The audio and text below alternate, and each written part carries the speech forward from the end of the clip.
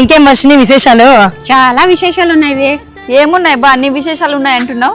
నా కొడుక్కి మంచి కంపెనీలో జాబ్ వచ్చింది, బ్రహ్మాండమైన ప్యాకేజీ.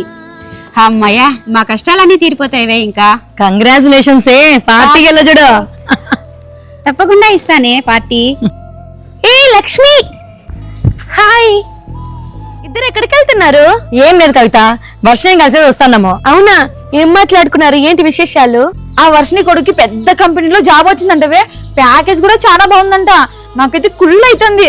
ఇంకా అది మన మాట వినదు, చాలా బిల్డప్ ఇస్తుంది. తన కొడుకు జాబ్ పోతే పిడవుతుంది అక్కడ.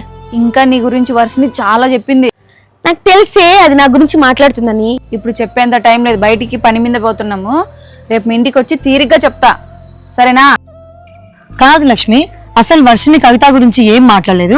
ఎందుకట్లా ఆ మాట ఈ మాట చెప్పి అట్లా చాడీలు చెప్తావు? చెప్తే ఏమైందిలే, ఆ అమ్మ తక్కువైంది కాదు, ఈ అమ్మ తక్కువైంది కాదు, ఇద్దరే. బాగున్నావులే. సర్లే పోదంతా. ఏం వర్షిని అర్జెంట్ ఫోన్ చేసినామన్నావు?